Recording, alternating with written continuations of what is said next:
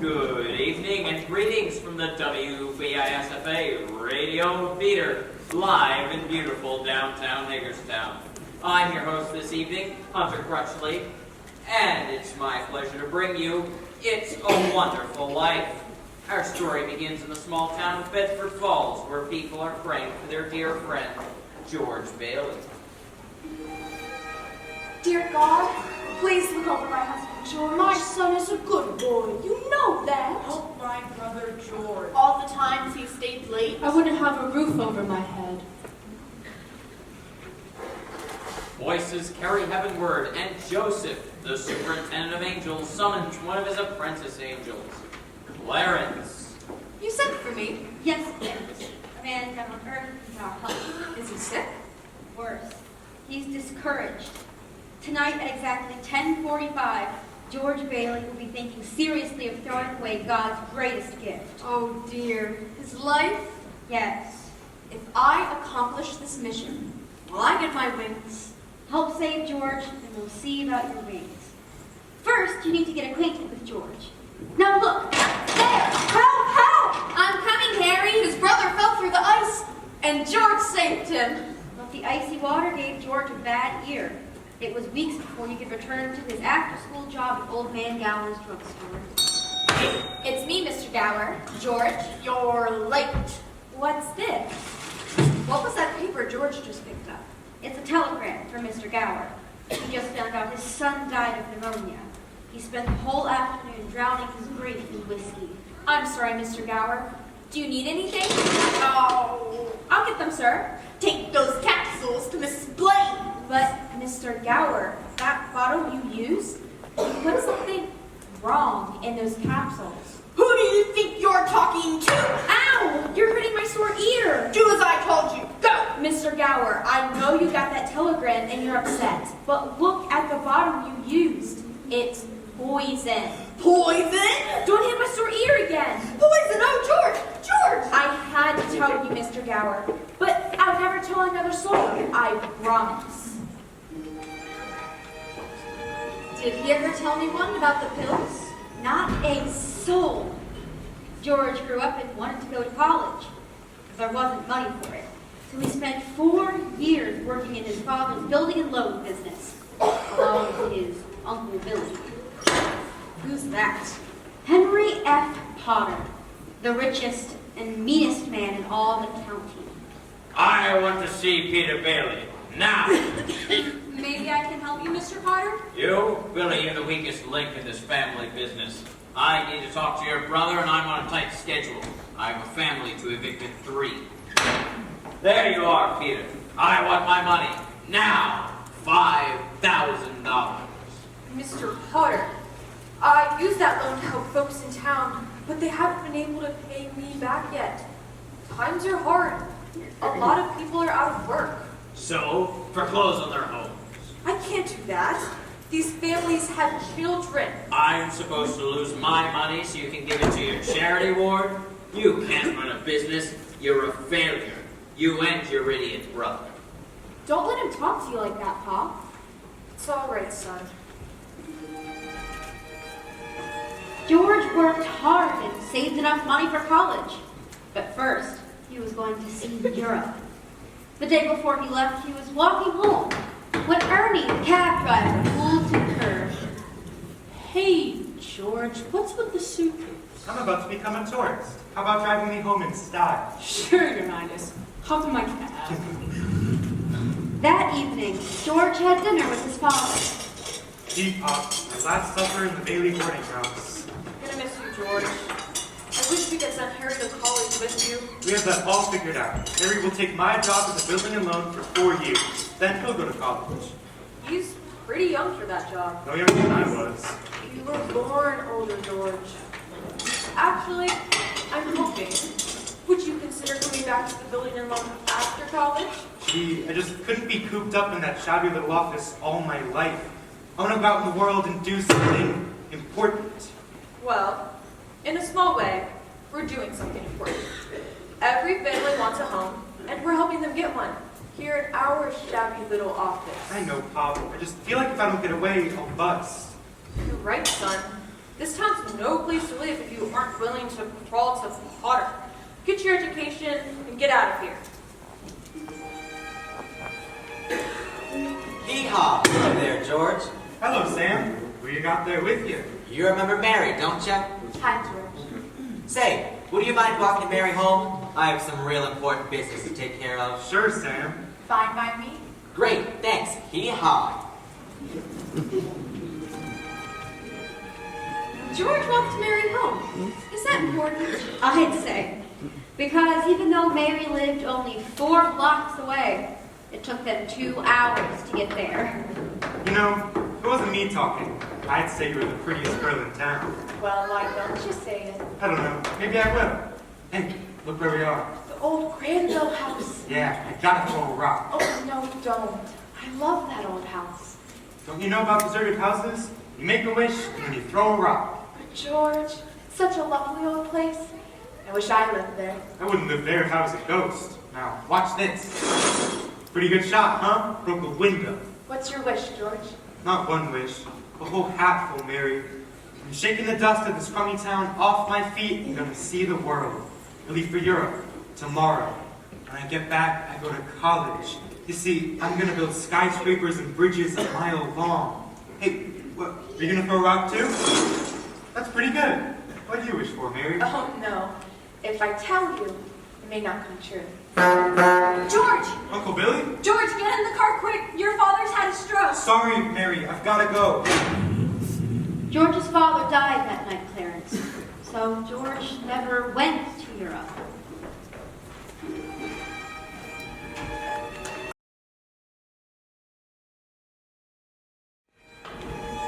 That fall, as George was ready to leave for college, the directors of the building and loan held a meeting to appoint a successor. I want the board to know that George gave up his trip to Europe to help straighten things out here these past few months, and it was greatly appreciated. I know you have a train to catch. Yes, Dr. Campbell. Ernie's waiting in his cab for me downstairs. Mr. Chairman, this institution is not necessary. I can handle any money in this town. I make a motion to dissolve the building and loan. But you're saying George! Peter Bailey was no businessman. That's what killed him. Just a minute, Mr. Potter. Maybe my father was no businessman, but you can't say anything against his character. In the 25 years he and Uncle Billy ran this thing, he never once thought of himself. And he helped a few people get out of your slums, Mr. Potter. In my book, he died a much richer man than you'll ever be. Come on, Uncle Billy. Sentimental hogwash. I want my motion to be. George, wait! That was a great speech, and the board voted to save the building and loan. Under one condition. You take your father's place. No. Uncle Billy here. He's your man. Going to college. It's my last chance. But they'll vote with Potter otherwise. So, George Bailey didn't go to college? That's right, Clarence. He gave his college money to his brother, and then waited 4 years for Harry to come back and take over the building and loan so it would be George's turn to go and see the world. There he is. There's Harry. Oh, am I glad to see you. Hey, George. Hi, Uncle Billy. You haven't changed a bit. This is Ruth Dakin. Ruth Dakin Bailey, if you don't mind. I wired you I had a surprise. Here she is. Meet the wife. Well, what do you know? Why? Congratulations, Harry. Why didn't you tell us? What's a pretty girl like you doing marrying this two-headed brother of mine? It's purely mercenary. My father offered him a job. Come on, Ruth. Let's start ahead. Leave those suitcases for the fellas. All right. George, about that job Ruth mentioned, I never said I'd take it. You've been holding the bag here for 4 years, and I won't let you down. George? Out here on the porch, Mother. Well, how do you like your new sister-in-law? She's swell. George, you know Mary Hatch is back from school. Yeah? Nice girl, Mary. Yeah, but Sam Wainwright is crazy about her. Well, she's not crazy about him. How do you know? Besides, Sam's in New York, and you're here in Bedford Falls. All's fair in love and war? Oh, I don't know about war. All right, Mother. I think I'll go out and find the girl. Do a little passionate necking. Oh, George.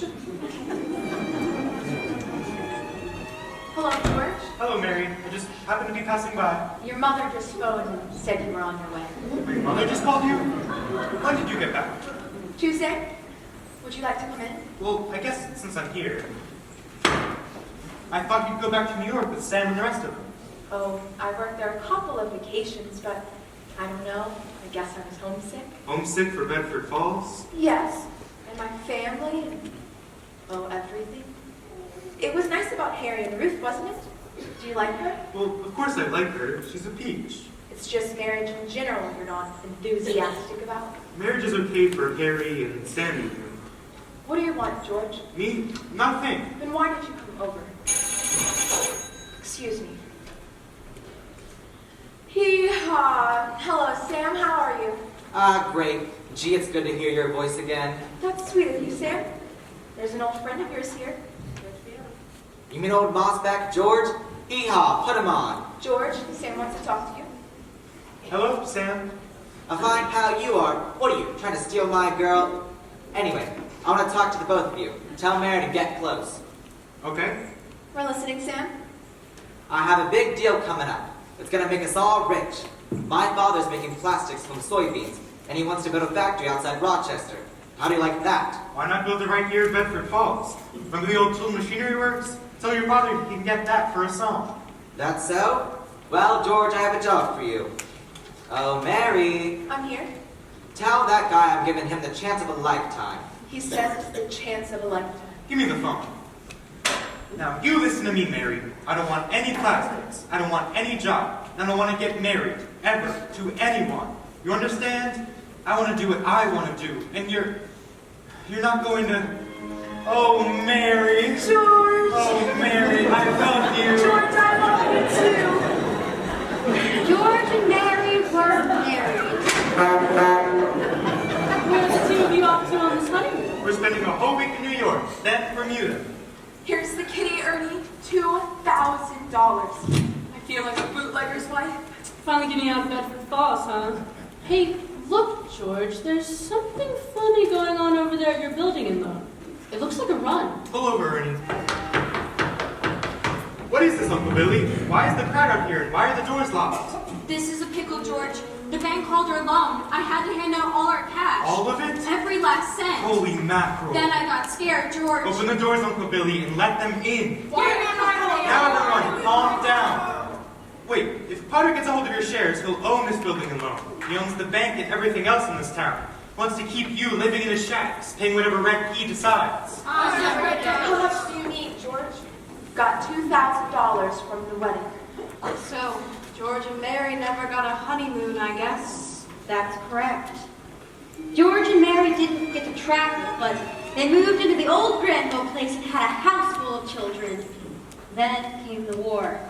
Ernie the cab driver parachuted into France. Harry was a Navy flyer, shot down 15 planes, 2 of them as they were about to crash into a transport full of soldiers. What about George? 4 after one count his ear. George held down the home front in Bedford Falls. We're getting pretty close to today, aren't we? Yes, Clarence. You know everything you need to know about George Bailey, except what happened to bring him to the part where he's wanting to die.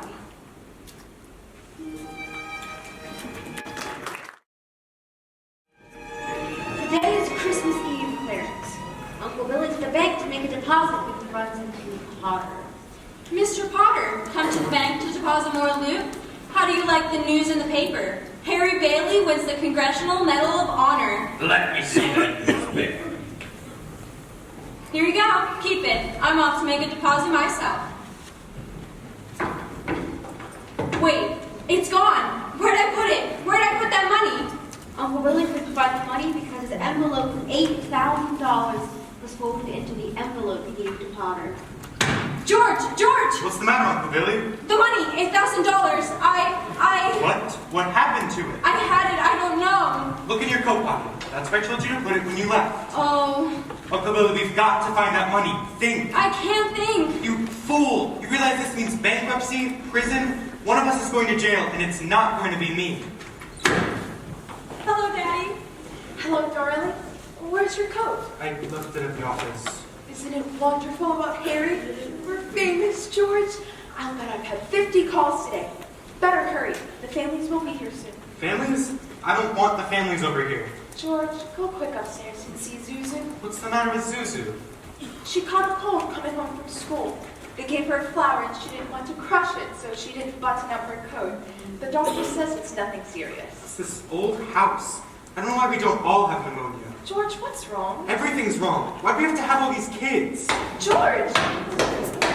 Look, Daddy, some of the petals stick. Paste it. Right. There. Good as new. Now, you try to get some sleep. I'll get it. Hello? Yes, this is Mrs. Bailey. Oh, thank you, Mrs. Welch. The doctor says she'll be out of bed in time for Christmas dinner. Is that Suzu's teacher? Let me speak to her. This is George Bailey. Say, what kind of teacher are you anyway? Sending Zuzu home half naked. George! Hello? She hung up. George, where are you going? What's wrong? Where's Daddy going? Bedford 247, please. Is Daddy in trouble? Shall I pray for him? Yes, Janie. Pete, pray very hard. Uncle Billy? So that's it, George. You're short $8,000. I'll pay any sort of interest, Mr. Potter, if you still want the building and loan. You say the money was lost. Did you notify the police? No, with Harry's homecoming, Why come to me? Why not ask Sam Wainwright? I can't reach him. He's in Europe. What kind of security would I have, George? I have a $15,000 life insurance policy. How much equity in it? $500. And you want $8,000? You used to be so cocky. Now you're crawling in here on your hands and knees. Worth more dead than alive. Joseph, where's George going now? When he left Potter's office, he went to Martine's bar. He's had a few drinks. What's he saying? Dear Father in heaven, not a praying man, but if you're up there and you can hear me, show me the way. Please, Mr. Bailey, let me take you home. You're not well. George is heading to the bridge now, Clarence. Can you see him? He looks like he's going to jump. It's time, Clarence. Help me, I can't swim! Hold it, mister, I'm coming. Are you all right? Need a doctor? Let's go in here and dry off in the warm. I'm fine, but my book about Tom Sawyer all wet. How'd you happen to fall in? I jumped in so you wouldn't go through with it. Go through with what? Suicide. Say, where do you come from? Heaven. What? I had to act quickly. That's why I jumped to George. I knew if I were drowning, you would save me. And you did. That's how I saved you. Very funny. How do you know my name? Oh, I know all about you. My name's Clarence. AS2. What's AS2? Angel. Second class. Hey, look here. Why'd you want to save me? Because I'm your guardian angel. Ridiculous, you. Thinking of killing yourself over $8,000. How do you know things like that? I told you. I'm your guardian angel. If you're an angel, where are your wings? I haven't won them yet. That's why I'm an angel second class. But if you let me help you, maybe I could earn them. You can't help me unless you have $8,000 on you. See, I'm worth more dead than alive. This is not going to be easy. My wife, my kids, my friends would all be better off if I hadn't been born. George, that's wonderful. Wonderful. What do you think, Joseph? Okay, there. You've got your wish. You've never been born.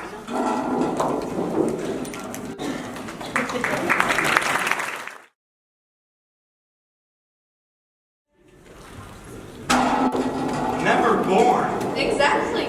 You just don't exist. Wait a minute. Say something else in this ear. That's right. You can hear out of it. Don't you see? You're nobody. That's the darnest thing. I think I need a drink. Here we are, Clarence. Best bar in Bedford Falls. Bedford Falls? Don't you mean Pottersville? Pottersville? Hey, where's Martini, your boss? I'm the boss. You want a drink or not? Bedford Falls has changed, George. You've never been born. Oh, good. Someone just made it. Every time you hear a bell ring, another angel just got their wings. Well, look who crawled out from under whatever hole he's been hiding in. Hey, Gower, no panhandling in here. Mr. Gower, it's George Bailey. Buy me a drink, mister. Don't you know me? I work at your pharmacy. Pharmacy? How? This rumhead spent 20 years in jail for poisoning some kid. Mr. Gower doesn't know you, George, and you weren't there to stop him from putting the poison into the prescription. What do you mean? There is no George Bailey. Zuzu's petals, where are they? You've been given a chance to see what the world would be like without him. You're crazy. I'm going home. Hey, Ernie, take me home. Where do you live? You know where I live, 32 Sycamore. You can't mean here. This house ain't been lived in for 20 years. Mary, Pete, Janie, Zuzu. They're not there, George. You have no children. What have you done with them? Ah, Bailey's boarding house. Mother, Mother, what do you want? Mother, something's happened to me. I need a place to stay. I don't take in strangers. I'm not a stranger. Where's Uncle Billy? He'll remember me. When did you see Billy? Today. That's impossible. He's been in the insane asylum ever since he lost his business. And if you ask me, that's where you belong. See, George? One life touches so many. With you not around, it's left a big hole. What's this graveyard doing here? Look at this gravestone. Why is my brother Harry's name here? Harry broke through the ice and drowned at age 9. That's a lie. Harry Bailey went to war and got the Congressional Medal of Honor. He saved the lives of every man on that transport. Every man on that transport died. Harry wasn't there to save them because you weren't there to save Harry. You see, George, you really had a wonderful life. Don't you see what a mistake it would be to throw it all away? Where's Mary, Clarence? Well, I'm not supposed to tell you, George, but you head in that direction. Mary? Mary, there you are. How do you know my name? Oh, Mary. Get your hands off of me! Don't you know me? It's George. Where are our kids? Get away from me! Help, please! Mary, you're my wife. Help me, Clarence. Get me back. I don't care what happens to me. Only get me back to my wife and kids. I want to live again. Oh, God, please let me live again. George, is that you? Ernie, do you know me? No, you. I've been looking all over town for you. Look, the sign says Bedford Falls. Merry Christmas, Bedford Falls. Merry Christmas, you wonderful old building and loan. Merry Christmas, Mr. Potter.